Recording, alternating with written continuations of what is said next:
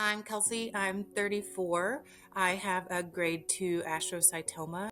I was just diagnosed in July of 2025.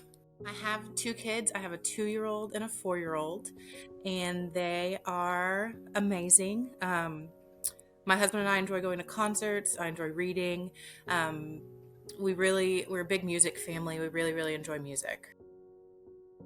I did not have any red flags. I did not have any symptoms at all. My 4-year-old was born in 2021 and he was 10 pounds. He was a big baby. And I had um, pubic symphysis dysfunction, is what it's called. And my hips separated before birth and it caused me hip pain during pregnancy. And then after pregnancy, I still had hip pain. So I went to the doctor. In February of 2022, after he was born, still having hip pain. They did an MRI, saw something in my lower back, wanted to do a full spine MRI. We did the spine MRI, found a cyst in my spinal cord. So they just went, they wanted to rule out Chiari malformation. So they did a brain MRI and we found my brain tumor. I immediately went very pessimistic, got very dark. Um, but the doctors here in town where I live were very reassuring. And I went to scans every 6 months here. But then my gut told me I needed to go do something else because they were not brushing it off, but making it seem like it wasn't a big deal. It could be bad, it could be good. We don't really know what it is. Last summer, I told my husband in 2024, I said, let's go to MD Anderson and just like get it checked out. I was ready to know what it is or just get it behind us. And MD Anderson was like, no, they saw growth on my MRIs that the doctors here locally did not see. And they wanted to do awake brain surgery. I had another MRI with them January of 2025, and there was a little bit of growth. And that's when they seemed very concerned. So I remember my husband and I were in the room, and we were like, we asked, we're like, is this brain cancer? And the oncologist looked at us and she said, yeah, it is. And it was something that I had known that this tumor existed, but it didn't have a name. I didn't know it was cancer. And so that was really just January of this year was really when it hit home. My husband and I both started crying, and reassuring that our oncologist is, it's not my fault, it's not your fault, there's not anything that you could have done. But also in the same mindset, I was optimistic that I haven't had any seizures, I haven't had any headaches. All of this was totally incidental. So I felt even in that moment that I was in a good headspace. And after the appointment, my husband and I were kind of just in a daze, and I usually text my parents after every appointment to update them. And so I texted them and I was much more vague because they were watching the kids and I didn't want to do that via text. And so I remember coming home to our house. My mom had the kids and I told my mom face to face and she was like, okay. And she put up a really strong front. She did good. She said, okay, well, whatever it is, we will get through it. I knew I was going to have to be awake. And that was I think the hardest thing to try to come to terms with. And that in the whole month of June, all I was thinking was having awake brain surgery. I'm having awake brain surgery. I watched a lot of videos. There's a brain tumor group on Facebook of people that have had awake brain surgeries because I'm a very anxious person and I was wondering if I would have a panic attack or something in the surgery. What I was afraid I was going to mess it up. And the people in the brain tumor Facebook groups are like reassured me, and a lot of people had awake surgeries that were successful. Going into the operating room that morning was the strangest experience, like knowing I'm going to wake up soon and we're going to be open up here. I think it was about 8 hours. I went in 6:30ish, went in the operating room at 7, and then I was out by 3:30, 3:45. I was only in the hospital for 2 days. I left, my surgery was on July 2nd. I left on July 4th. Where my brain tumor is, it's in my motor strip. So whenever they were in there, they knew that it could possibly affect the right side of my body, and it did. And so we were only able to get a biopsy without causing permanent damage. So I still have most of my tumor left. But even just from the biopsy touching it on the motor strip, I was unable to walk, or I was unable to use my right leg and my right foot. I had something called drop foot, um, and I was unable to use my leg for a week and a half, 2 weeks. And I had a walker, went to physical therapy, and I could feel everything. Like if somebody would touch my legs, I could feel the same sensation, but I just couldn't lift, like for a gas pedal, like on your car. I couldn't lift my right foot up, and that was probably the scariest thing, second to surgery, was my brain telling me move your foot, and I couldn't do it. I did have headaches after surgery. I still have headaches, but not nearly as prominent as they were. I got a fun little migraine mask that you put in the fridge that you put over your whole face.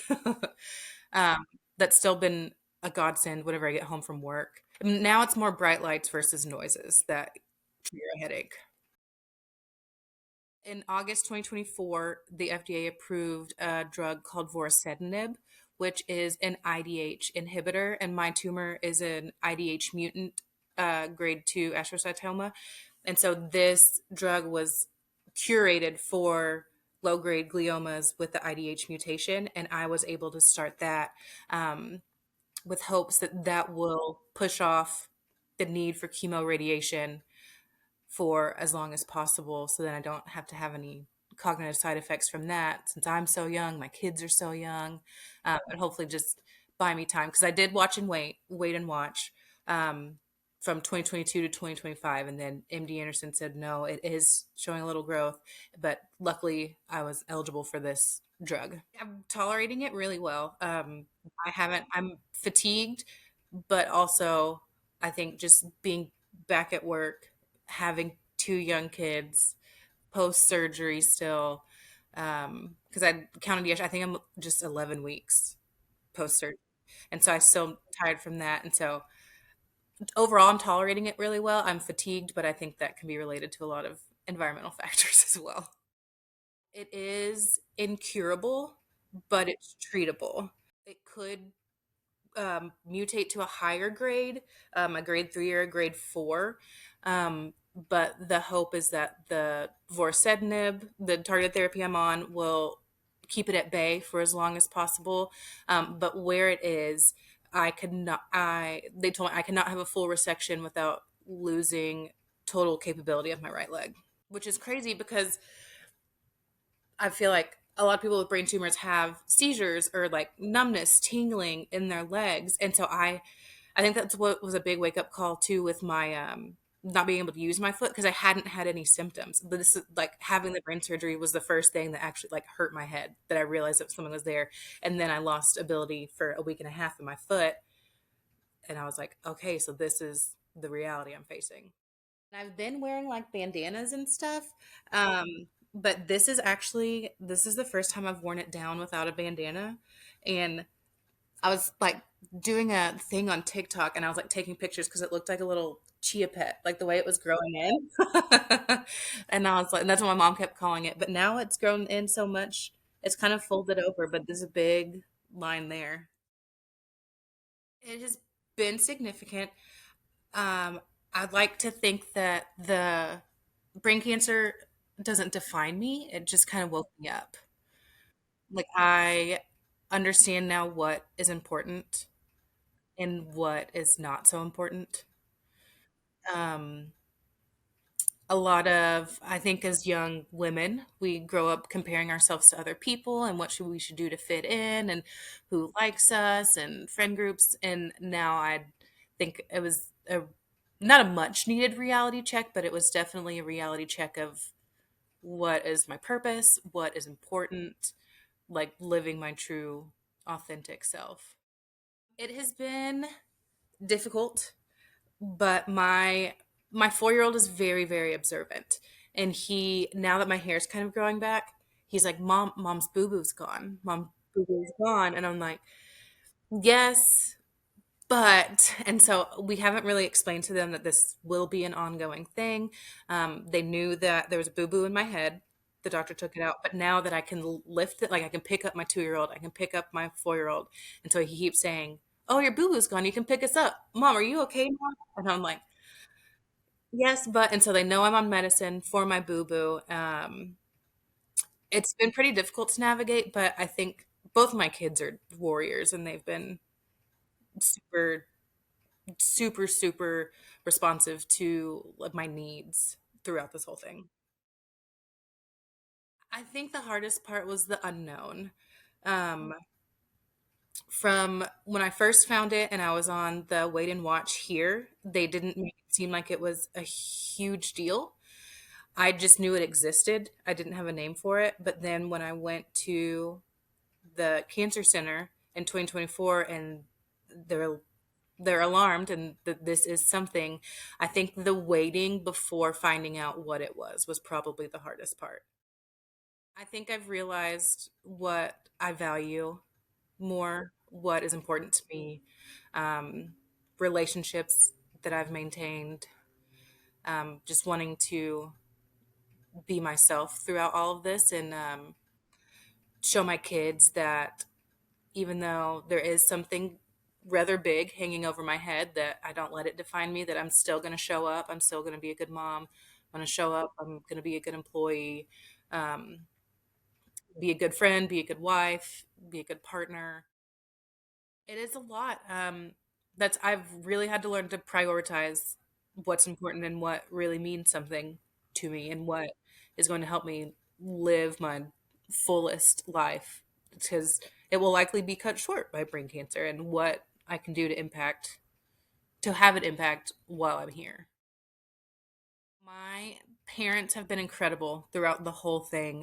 They kept my kids while I was in surgery. My parents drove my kids to Houston, stayed in a hotel, and then my husband left the hospital room, went downstairs to the lobby of the hospital. My parents came up, so my kids were there, but didn't have to see me like that. So my parents have been, I mean, my greatest support system. My brother um, started a GoFundMe for me, which was super incredible. Um, One of my really good friends from work had a meal train for me, and that was life saving after surgery because haven't cooked really still at all since I'm like trying to bend over and like pick up things and like having to maneuver and like doing so many tasks at once.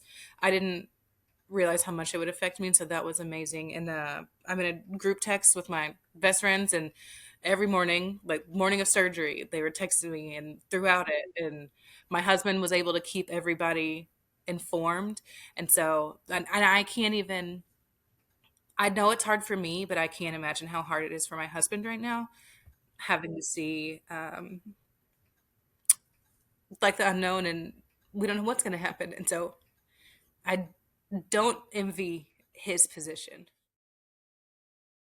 I feel like the first thing you do when you get a diagnosis like this is Google, and that can be very detrimental to your mental health. And so that's what I did. I let myself get to a very dark place for a couple weeks after I found out that it was likely brain cancer.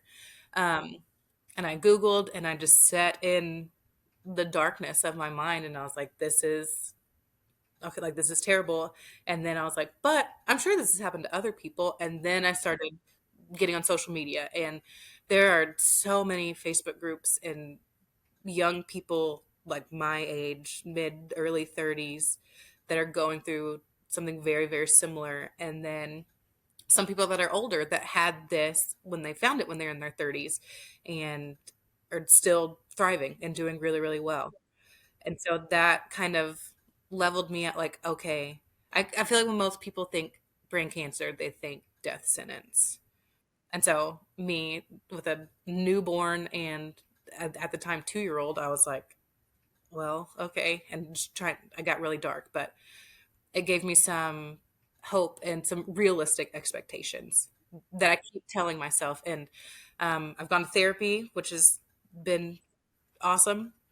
And I feel like when I talk about others and want to do stuff for others, I'm very optimistic. But for me, I feel like I get very pessimistic about like reality.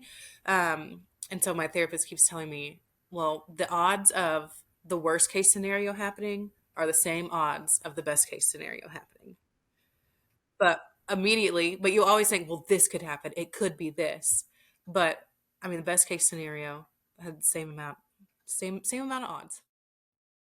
You cannot compare your situation to others. Um, if you've met one person with a brain tumor, you've met one person with a brain tumor. Like, not everybody's looks the same. And now I have a core group of like 4 or 5 girls that I talk to on the daily that I met through this Facebook group that are going through the same things, but all of us have had different symptoms, different responses to treatment, how things are going. But I mean, just the community it's a very small, very unfortunate place community to be in, but it has been super supportive. I started posting on TikTok, and I was like, because I had found some people on TikTok that were going through the same things, like what to pack for brain surgery, what to expect after brain surgery. I was like, that's genius. Because things that, like when I had my C-sections, like what to pack in your C-section bag was much more highly Googled than what to pack for awake brain surgery. I found people that were in the same situation as me, and then I started posting, and now I've had like 5, 6 people reach out to me on TikTok that are going through the same thing, and like I've exhausted all my efforts on Google. I'm in a really dark place right now. Your story gives me hope. And so that's been nice to, and then like talking to other people, because I know when I reached out, when I first got diagnosed, I reached out to other people who had gone through it. I was very happy that they responded and like, no, this is what life looks like for me now. I'm going on vacation. I'm spending time with my family. And so if I can do that for somebody else, I feel like I will be pretty fulfilled. Google's outdated. Like, don't listen to Google. Don't read Google. And because immediately I went to Google, and if you Google mine now, like what it is, I think it says like a 5-year prognosis, or like 5 to 7, something that was like jarring. Okay. Um, but they're being where I am right now, I feel like I'm in a good time for science. Um, and that gives me hope. And then the treatment that I'm on, being able to prolong chemo radiation, gives me hope that there will be different options in the future before I have to do chemo radiation. Since I didn't have any symptoms, having my son now, I wouldn't have known this existed had I not have hip pain after him. So like forever I'll be indebted to my son. And he definitely saved my life, because I'd be here now with a 4-year-old and 2-year-old and not even know it existed. So I have him to thank for that.